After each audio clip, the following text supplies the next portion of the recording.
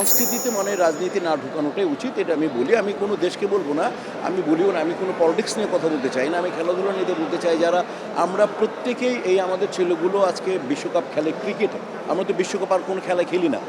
আমাদের একেবারে মানে মূল লেভেলে আমরা ক্রিকেট খেলি, সেটা কেবলমাত্র ক্রিকেটে। তো আমরা প্রত্যেকেই তো মনে করি সম্মানিত। ওই হিসাবে আমি বলি তো মাশরাফির পরে এই আমাদের সবচেয়ে বড় ব্র্যান্ড বলারদের মধ্যে। তো মানে এইগুলো করা উচিত না। যারাই করুক, যারা এরকম মানে খেলাতে বা সংস্কৃতি রাজনীতি ঢুকিয়ে দেয়, এটা আমি আমি আমি আমার এটাকে আমার কাছে আর কি মানে সহজ মনে হয় না। আর আমার যেটা ভেতরটা বলে যে কখনোই রাজনীতি মানে এরকম হওয়া উচিত না যে সংস্কৃতি ছোট হয়ে যাক। এটা আমি চাই না। আমি চাই পৃথিবীর সবাই মিলেমিশে, যাই হোক রাজনীতির জায়গায় চলবে, সবাই সংস্কৃতির জায়গায় চলবে, সবাই সব দেশে যাবে, খেলাধুলা করবে।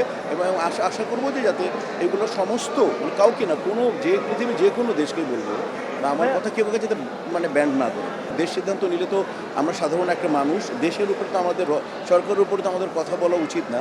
তারপর মনে হয় এখন চলতেছে, আমি আশা করি, বাট আমি আশা করি তো আল্লাহ আমাদের ছেলেগুলো ওয়ার্ল্ড কাপ খেলুক, কিন্তু দেশকে সম্মান রেখেই খেলুক। আর ক্রিকেট বোর্ডের প্রতি আমার যথেষ্ট পরিমাণে আমাদের সম্মান থাকা উচিত। ওনারা যেটা করবেন আমাদের দেশের সম্মান চিন্তা করেই করবেন। তো সবার আগে দেশ। তো আমি আশা করি ওনারা দেখুক, যদি এখন তো সুযোগ থাকতে পারেন না, 1% অনেক সময় 99%কে হারায় ফেলে, এরকম হয় না, 1 মিনিট আগে গোল খেয়ে যায় না মানুষ। তো দেখি ইনশাল্লাহ, আমরা আশা করি যে আল্লাহ সব সমাধান করে দিলে সবচেয়ে খুশি হব।